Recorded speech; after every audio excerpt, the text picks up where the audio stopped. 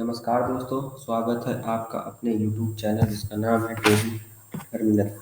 आज हम लोग बात करेंगे सपोर्ट और रेसिस्टेंस के बारे में या डिमांड और सप्लाई के बारे में कि सपोर्ट और रेसिस्टेंस क्या होता है, डिमांड और सप्लाई का। जहाँ तक मेरा मानना है कि डिमांड और सप्लाई, सपोर्ट और रेसिस्टेंस में बहुत बड़ा गैप नहीं होता, दोनों लगभग एक ही जैसे होते हैं। बाकी आप लोग को बताया गया दोनों चीज़ें बहुत अलग अलग हैं। हम एकदम सिंपल और शॉर्ट तरीके में बात करेंगे कि सपोर्ट और रेसिस्टेंस कहाँ पे ड्रॉ होता है और डिमांड और सप्लाई क्या होती है और इसको ड्रॉ करने के फ़ायदा क्या होता है और नहीं ड्रॉ करने का नुकसान क्या होता है। चलिए पहले पॉइंट पे आते हैं। सपोर्ट। सपोर्ट सीधी भाषा में अगर बात की जाए, सपोर्ट वहाँ पर होता है जहाँ पे जाके कोई चीज़ रुकती है, जाके वहाँ पे उसको बोलते हैं सपोर्ट। जैसे ये बैंक निफ्टी का चार्ट है 15 टाइम फ्रेम में, आप किसी भी और टाइम फ्रेम में लगा सकते हैं। टाइम फ्रेम से कोई इशू नहीं होता है सपोर्ट और रेसिस्टेंस के लिए, लेकिन जितने बड़े टाइम फ्रेम में रखेंगे उतना ही सपोर्ट और रेसिस्टेंस बहुत क्लियर दिखाई। इसलिए 1 आवर टाइम फ्रेम है, अगर मैं इसको 3 मिनट में कन्वर्ट करूँ तो यहाँ पे आपको समझ में ही नहीं आएगा कि सपोर्ट और रेजिस्टेंस है कहाँ पे। तो सपोर्ट और रेजिस्टेंस ड्रॉ करने के लिए मेरा मानना है कि 1 आवर टाइम फ्रेम सबसे बेस्ट होता है। अगर धीरे धीरे जब आपको एक्सपीरियंस हो जाएगा 1 आवर टाइम फ्रेम का, तो उसके बाद आप 15 मिनट टाइम फ्रेम में भी अपना कन्वर्ट कर सकते हैं।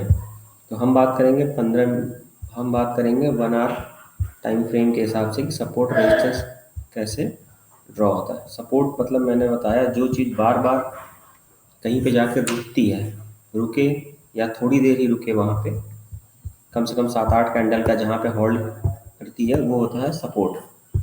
अब नीचे अगर हम देखें, ये चार्ट है हमारा 12 अप्रैल का। यहाँ पे देखिए कैंडल्स ने अच्छा खासा होल्ड किया है। अब कैंडल ने यहाँ पे होल्ड किया, अब ये सपोर्ट लाइन हो गया, इसको हमने यहाँ पे ड्रॉ कर दिया, ये हो गया सपोर्ट। अब हमें ये जोन बनाना है, अब हमें डिमांड जोन बनाना है इसका। डिमांड डिमांड मतलब वो होता है जहाँ पे किसी चीज़ की बहुत ज़्यादा डिमांड है। जब डिमांड ज़्यादा होगी तो प्राइस अपने आप बढ़ जाएगा। सीधी भाषा में बोला जाए, जिस चीज़ की डिमांड ज़्यादा है उसकी प्राइस ज़्यादा होती है, जिस चीज़ की डिमांड कम है उसकी प्राइस कम होगी। तो अगर मार्केट अपने सपोर्ट पे आ गया है, अब यहाँ पे क्या है, मार्केट को पता है अब यहाँ पे थोड़ी देर तो होल्ड करेगा। जब थोड़ी देर होल्ड करेगा, सपोर्ट है, तो यहाँ पे डिमांड, यहाँ पे जो बायर्स हैं या डिमांड है, यहाँ पे इस चीज़ की डिमांड बहुत ज़्यादा है, यहाँ पे इस रेट पे खरीदने वाले बहुत लोग हैं। और जब लोग खरीदने लगेंगे किसी चीज़ को, तो प्राइस ऊपर की तरफ जाने लगेगी। और देखिए प्राइस यहाँ से ऊपर की तरफ गई है। वैसे ही ये हमने ड्रॉ कर दिया, फिर नेक्स्ट डे भी ये लाइन हमने ऐसे ही ड्रॉ कर रखी। फिर नेक्स्ट डे मार्केट खुली यहाँ पे, फिर यहीं पे सपोर्ट लिया, सपोर्ट फिर यहाँ लिया, फिर यहीं पे। अब यहाँ पे पहले हमें पता है कि यहाँ पे एक बार होल्ड कर चुकी है मार्केट, यहाँ पे सपोर्ट ले चुकी है, तो हो सकता हो अगर नेक्स्ट डे भी यहाँ पे होल्ड करे, तो नेक्स्ट डे भी मार्केट ने वहीं पे सपोर्ट लिया। इसका मतलब कि इस एक पर्टिकुलर जोन में बायर्स बहुत ज़्यादा एक्टिव होते हैं, डिमांड बहुत ज़्यादा है। फिर उसके बाद एक दिन ऊपर खुल गई, फिर नीचे खुली, फिर यहीं पे मार्केट खुली, फिर यहीं से ऊपर गई। मतलब ये जो एरिया है, ये बहुत बड़ा सपोर्ट जोन हो गया इसके लिए, ये हो गया सपोर्ट। अब जोन जोन कैसे डिसाइड करते हैं? जोन का मतलब होता है कि आप एक साथ कई सारी चीज़ों को एक साथ थोड़ा सा बड़ा एरिया अपना आप डिसाइड करके रखें, उसको बोलते हैं जोन।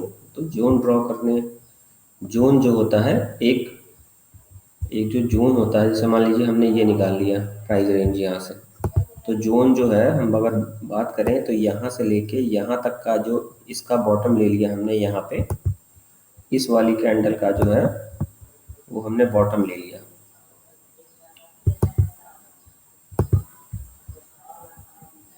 इस वाली कैंडल का जो जोन है वो, ये एक इसका लो, बॉडी से जो विक का रेशियो होता है, विक टू बॉडी जो होता है, वो होता है हमारा support zone. Wick to body का जो एरिया होता है वो होता है सपोर्ट जोन। तो हमें ये पता है ये हमारा सपोर्ट हो गया, ये पूरा एक जोन हो गया।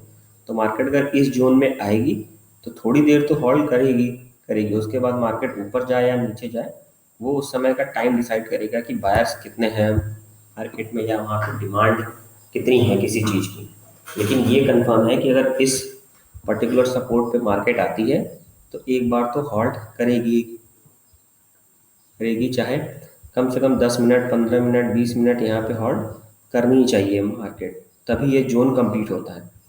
एक बार पे जोन नहीं कंप्लीट होता है, मिनिमम कम से कम 2 बार उसको होल्ड करना चाहिए, उसके बाद ही सपोर्ट बनता है। एक बार में कोई सपोर्ट नहीं बनता है। सपोर्ट बनने के लिए मिनिमम 2 बार उस एरिया पर्टिकुलर एरिया में मार्केट को रुकना चाहिए। तीसरी बार रुके तो और अच्छा है। तो अब एकदम कंफर्म हो गया कि ये बहुत बड़ा सपोर्ट जो है ना मार्केट यहाँ पे आएगी, तो हो सकता हो ऊपर फिर यहीं से बाउंस बैक लेके ऊपर ली जाए। ये हमने आपको बता दिया जोन, सपोर्ट जोन। अब बात करते हैं रेजिस्टेंस और सप्लाई जोन की। सप्लाई, सप्लाई को अगर सीधी भाषा में बोला जाए, सब सप्लाई मतलब होता है कि किसी चीज़ की सप्लाई अगर मार्केट में बहुत ज़्यादा आ रही है तो उसके रेट अपने आप ही नीचे हो जाएंगे, उसके रेट ज़्यादा नहीं रहेंगे। ठीक, ये हो गया आपका सप्लाई, समझ में आ गया आपको। अब बात करते हैं हमें सप्लाई के बाद रेजिस्टेंस। रेजिस्टेंस मतलब जैसे यहाँ पे मार्केट ने एक बार होल्ड किया तो हमने यहाँ पे एक ये लाइन खींच दी यहाँ पे। अब हमने यहाँ पे एक जोन ड्रॉ कर दिया अपना, ये बॉटम से ये ये नीचे से ड्रॉ कर रहा हूँ, जबकि जोन रेजिस्टेंस का मतलब होता है विक टू बॉडी। लेकिन हमें इसके हिसाब से चलना है, नीचे से मार्केट ऊपर जा रही है तो हमें नीचे का जोन देखना है, नीचे का कौन सा जोन है।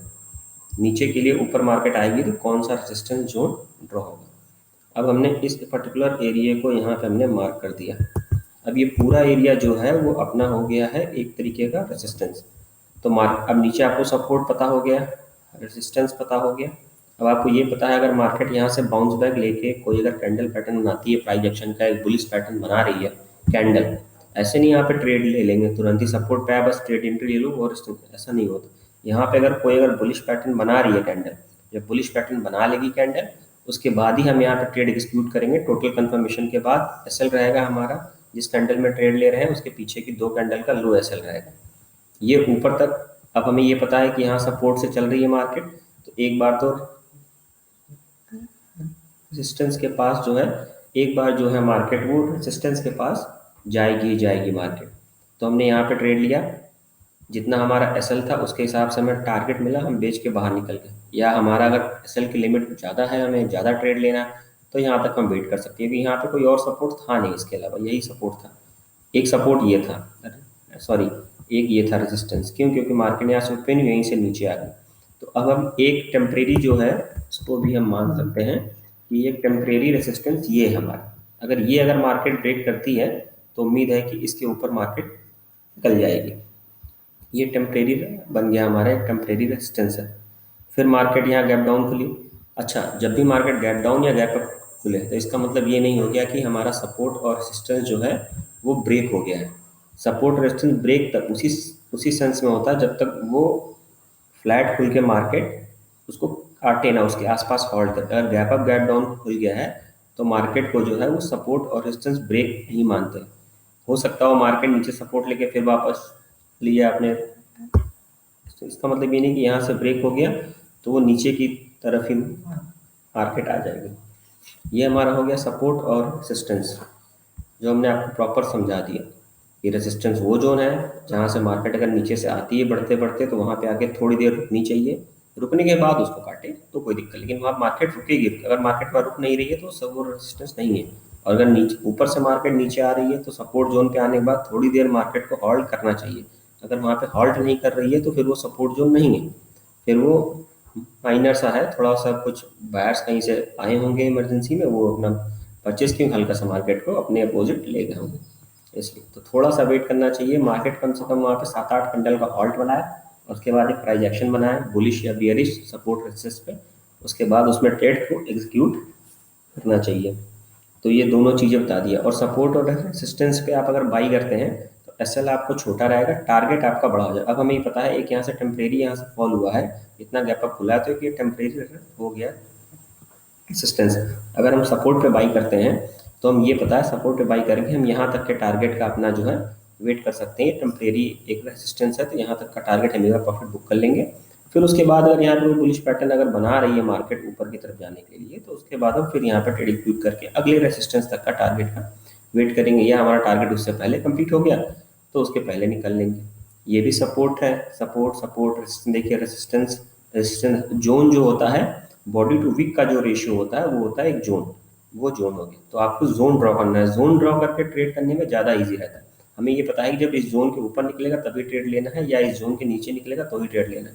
रेजिस्टेंस और सपोर्ट में एक लाइन आप ड्रॉ कर देंगे तो कभी कभी मार्केट क्या होती आती है, जैसे ये मार्केट यहाँ नीचे आई, अब आपको ये तो दिख रहा है कि सपोर्ट यहाँ पे हट गया है, लेकिन अब ये नहीं पता कि अगली कैंडल क्या होगा। तो एक जोन ड्रॉ कर देने से ये होता है जब तक इस जोन के नीचे ना कैंडल क्लोज हो, प्रॉपर एक 15 मिनट की कैंडल जो है जोन, जब भी आप ट्रेंड के साथ ट्रेड करते हैं या अगेंस्ट ट्रेड करते हैं तो जब भी सपोर्ट और रेजिस्टेंस का जब जोन ब्रेक होता है तो उसके बाद आपको एक 15 मिनट की कैंडल उसके ऊपर प्रॉपर क्लोज देना चाहिए, उसके बाद ही ट्रेड को एग्जीक्यूट करना चाहिए। अगर 15 मिनट की प्रॉपर कैंडल क्लोज पे आप ट्रेड नहीं करेंगे तो हो सकता हो वो कभी कभी फेल होके आपका एसएल हिट हो जाए। टारगेट कितना होना चाहिए इसमें? टारगेट हमेशा उतना जितना आपका एसएल है 1:1 तो प्लान करिए ही, थोड़ा सा उससे ज़्यादा आप सपोर्ट और रेजिस्टेंस पर ट्रेड करते हैं, थोड़ा सा उससे ज़्यादा एसएल लेके चलिए, अपना टारगेट हिट होगा तुरंत निकल जाइए। लालच नहीं करनी है, टारगेट आपका एक बार अचीव हुआ तो तुरंत ही उसके बाद आपको निकल जाना है। सपोर्ट रेजिस्टेंस ऐसे बनता है वो बता दिया हमने आपको कि कम से कम मार्केट को वहाँ एक बार दो बार आना चाहिए, एक बार आई, दो बार आई, दो बार आ गई तो ये कंफर्म हो गया कि सपोर्ट देना। तीसरी बार भी आई तो ये कंफर्म रहेगा कि यहाँ पे थोड़ी देर तो मार्केट होल्ड करेगी, वन वे नहीं काटती है। अगर वन वे काट भी देती है तो कुछ देर जाके नीचे होल्ड करेगी। तो इसलिए अपना एसएल आप लगा के रखिए, और जब भी सपोर्ट रेजिस्टेंस पे ड्रॉ करें आप ट्रेड लें अपना, तो ट्रेड बहुत बड़ा आपको नहीं लेना है कि आपने बहुत बड़ा ट्रेड ले लिया है, बहुत बड़ा एसएल काम करती है। सपोर्ट रेजिस्टेंस पे हमेशा छोटा सा एसएल होता है क्योंकि ये कभी भी आपके अपोजिट जा सकता है। अगर अपोजिट गया तो आपने एसएल अगर यहाँ डाला हुआ है, इस वाली कैंडल के लो में यहाँ डाला है, यहाँ डाला है, यहाँ डाला है, अगर ये एसएल फेल हुआ यहाँ पे सपोर्ट से, मार्केट ऊपर नहीं गई नीचे आ गई, तो आप चाहे जितना नीचे डालिए वो लगभग लगभग 200-300 पॉइंट नीचे आता ही है जब भी सपोर्ट को ब्रेक करती है मार्केट या रेसिस्टेंस को ब्रेक करती है। तो एसएल हमेशा उसी हिसाब से रखना चाहिए कि छोटा एसएल हो यहाँ पे, जितना आपका बजट हो। मान लीजिए यहाँ से हमने प्लान किया यहाँ तक आता है, उससे कम से कम 10 रुपए के आसपास या 5 रुपए 2 रुपए एक बफर लेके चलिए एसएल को। उससे मान लीजिए हमारा एसएल 20 रुपए का पड़ रहा है ट्रेड के हिसाब से, तो हमने एसएल अपना 22 रुपए का रखना है, 2 रुपए और एक्स्ट्रा दे देना है उसमें या 1 रुपए दे देना है, जिस हिसाब से आपके शेयर की कॉस्ट हो उसके हिसाब से आपको मैनेज करना है। 50 पैसे, 1 रुपए, 20 रुपए, 30 रुपए, जैसा शेयर लेंगे आप उस हिसाब से आपको यहाँ पे थोड़ा सा बफर देके चलना है एसएल के लिए। टारगेट अचीव हो तुरंत ही आपको निकल जाना है। हमेशा एसएल और टारगेट जो है वो 1:1 का ही प्लान करना है। सपोर्ट रेजिस्टेंस पे ट्रेड करने से ये फायदा होता है कि हमें पता रहता है कि मार्केट जो है यहाँ पे आ गई है तो यहाँ से कहाँ तक जाएगी।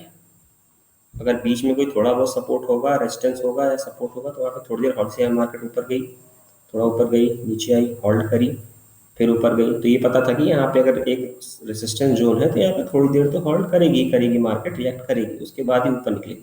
तो आप चाहें तो यहाँ पे बेच के निकल सकते हैं, अपना एसएल ट्रेल कर सकते हैं आप। मार्केट नीचे आएगी तो एसएल हिट हो जाएगा। एसएल हमेशा आपको ट्रेल करते रहना चाहिए क्योंकि कभी कभी क्या होता है 2-4 रुपए के लालच के चक्कर में हमारा 4 रुपए का टारगेट हिट नहीं हो रहा, थोड़ा वेट कर लेकर रुक जाएगा तो जो आपका मेजर प्रॉफिट होता है वो चला जाता है।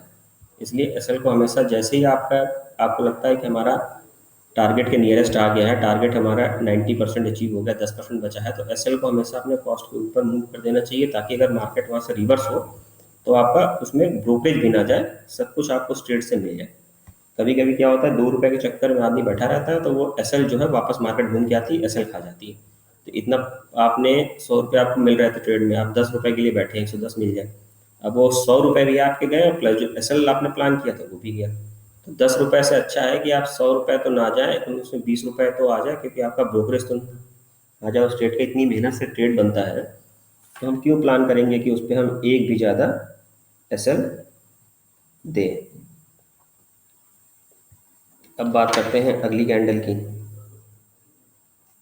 हमेशा आपको ट्रेड जब भी आप एग्जीक्यूट करिए वहाँ पे पहले चेक करिए कि एसएल कितना पड़ रहा है। बिना एसएल को प्लान किए हुए ट्रेड मत लीजिए, पहले अपना आप एसएल चेक करिए कि एसएल आपका जो मान लिया आपने 50 रुपए का एसएल प्लान किया तो 50 रुपए का एसएल देना। कहीं ऐसा होता है कि टारगेट वहाँ पे 200 का होता है और एसएल जो है 70 रुपए का होता है, तो इसका मतलब ये नहीं कि आपको ट्रेड ले लेंगे, आपको ट्रेड वो लेना है, उस ट्रेड को छोड़ दीजिए। जब आपके लिए प्रॉपर एक ट्रेड बनेगा जहाँ पे एसएल आपके बजट आपका ऐसे 50 रुपए का है तो 50 से आप बहुत ज़्यादा प्लान करिए तो 55 रुपीज़ कर लीजिए। अगर इतना एसएल पड़ रहा है तो आप ट्रेड में जाइए, क्योंकि प्रॉफिट को देख के ट्रेड में एंट्री ना करिए, एसएल को देख के हमेशा ट्रेड में एंट्री करिए। एसएल को देख के ट्रेड में एंट्री करने से फायदा ये होता है कि अगर आप ये मानिए कि आप कोई भी किसी की जेब से आप पैसा अगर निकालेंगे तो इतना ईजी नहीं होता। तो मार्केट क्यों आपको पैसा दे देगी। तो हमेशा पहले आप अपना एसएल का देखिए कि एसएल जो है हमारा वो कितना बड़ा पड़ रहा है। एसएल हमारे 50 रुपए का बजट है, 50 से बहुत आप खींचेंगे तो 55 5 रुपए, उसके ऊपर एसएल बिल्कुल ना खींचिए, क्योंकि आप मान चलिए कि मार्केट आपका एसएल हिट करेगी। टारगेट भले ही 200 300 400 500, उससे मतलब नहीं। अगर आपके पॉकेट साइज में एसएल नहीं आ रहा है तो आप ट्रेड को बिल्कुल भी एग्जीक्यूट नहीं करेंगे, उस ट्रेड को छोड़ देंगे। अगले पैटर्न का बनने का वेट करेंगे आप कि अगला पैटर्न जब बनेगा उसके बाद हम ट्रेड करेंगे। सपोर्ट और रेजिस्टेंस पर ट्रेड लेने से फायदा ये होता है कि हमें पता रहता है कि एंट्री हमें यहाँ करनी है या यहाँ पे निकलना है। आप कोई भी एरिया देखिए, जैसे मान लीजिए कि यहाँ पे हम पकड़ लेते हैं, जैसे ये एक बार होल्ड करी, दो बार होल्ड करी मार्केट।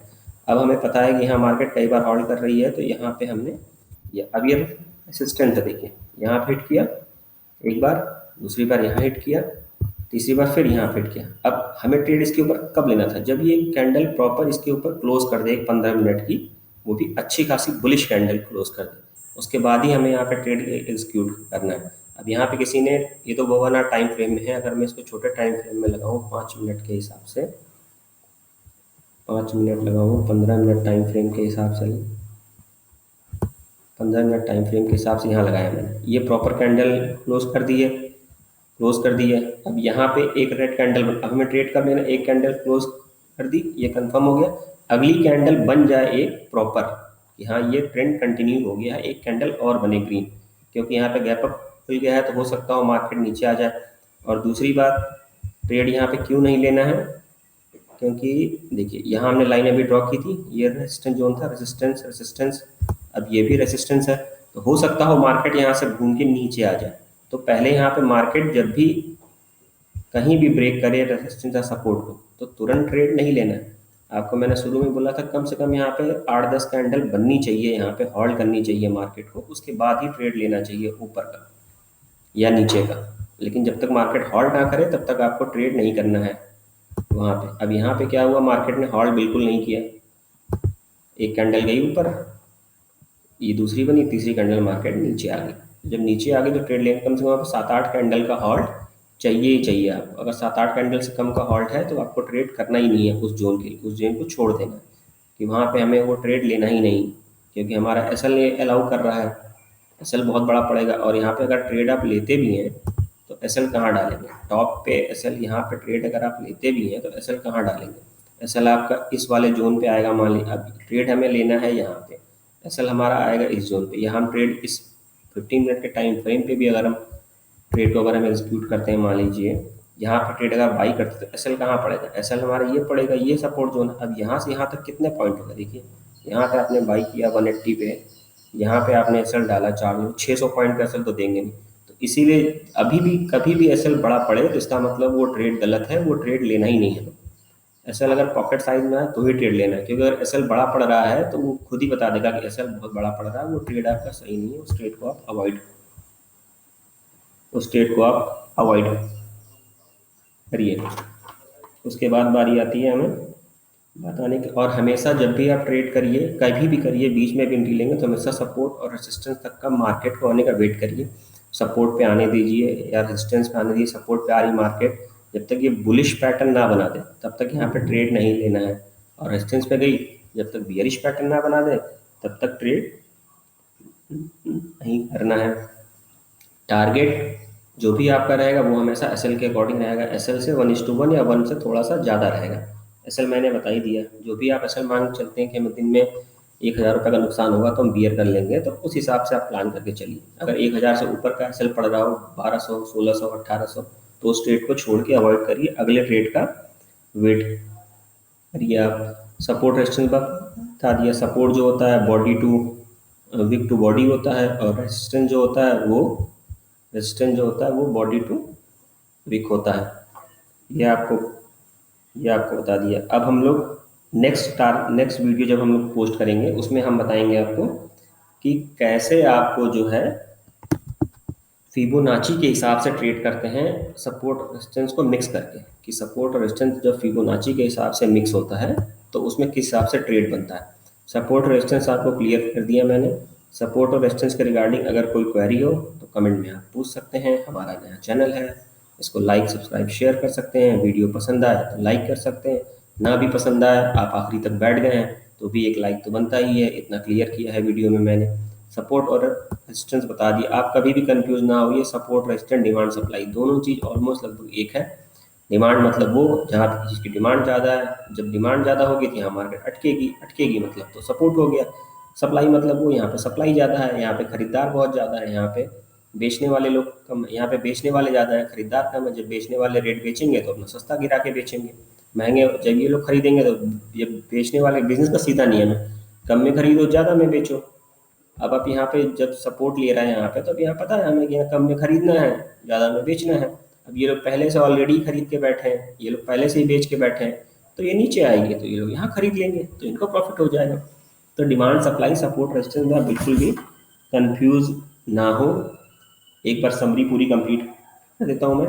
हमेशा wait for support and resistance zone for trade, wait 15 minute candle, proper close above support और above support, below resistance to close, 15 minute candle for trade. Target हमेशा होना चाहिए एसएल के अकॉर्डिंग 1:1 या 1:, थोड़ा ज़्यादा। उसके अलावा एसएल अगर बड़ा पड़े तो ट्रेड को नहीं करना है, उसको छोड़ देना है। कैसे जोन डिसाइड करते हैं, सपोर्ट अगर डिसाइड करना है तो विक टू बॉडी, और अगर रेजिस्टेंस आपको डिसाइड करना है तो आप अपना बॉडी टू विक, जैसे यहाँ से बॉडी गई, ये हो गई आपकी विक, इसको हमने पकड़ा, ये हमने यहाँ तक खींच दिया, ये हो गया हमारा एक जोन हो गया। अब देखिए ये जोन जब आपने बनाया, ये हो गया, ये हो गया, ये हो गया, ये हो गया, ये पूरा इसको और थोड़ा सा पीछे जाके देखेंगे तो यहाँ मार्केट पिछली बार भी होल्ड करी होगी। ये देखिए, ये आपका जोन था। अब ये हमारा जो जोन था, देखिए यहाँ भी मार्केट ने कंटिन्यू होल्ड किया। तो जोन हमेशा सही होता है। देखिए यहाँ मार्केट होल्ड करी, यहाँ मार्केट होल्ड करी, यहाँ मार्केट होल्ड करी। अब ये देखिए, ये हमने सपोर्ट पहले बना रखा था, इसको अगर हम प्रॉपर अगर यहाँ तक खींचेंगे तो इधर भी दिख जाएगा कि मार्केट ने यहाँ भी जाके पहले होल्ड किया होगा। देखिए मार्केट ने यहाँ भी होल्ड किया हुआ। तो ये चीज़, छोटी छोटी चीज़ें जो है वो क्लियर करती हैं मार्केट को कि मार्केट कैसे चलेगा। सिंपल सा था ट्रेड सपोर्ट। अब अगला वीडियो हम बनाएंगे फिबोनाची। फिबोनाची से आपको ये क्लियर हो जाएगा कि सपोर्ट और रेजिस्टेंस पे अगर फिबोनाची अप्लाई करते हैं तो कब ट्रेड लेना है फिबोनाची में, कब ट्रेड नहीं लेना है।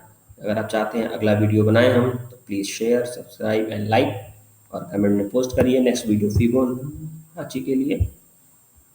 Thank you.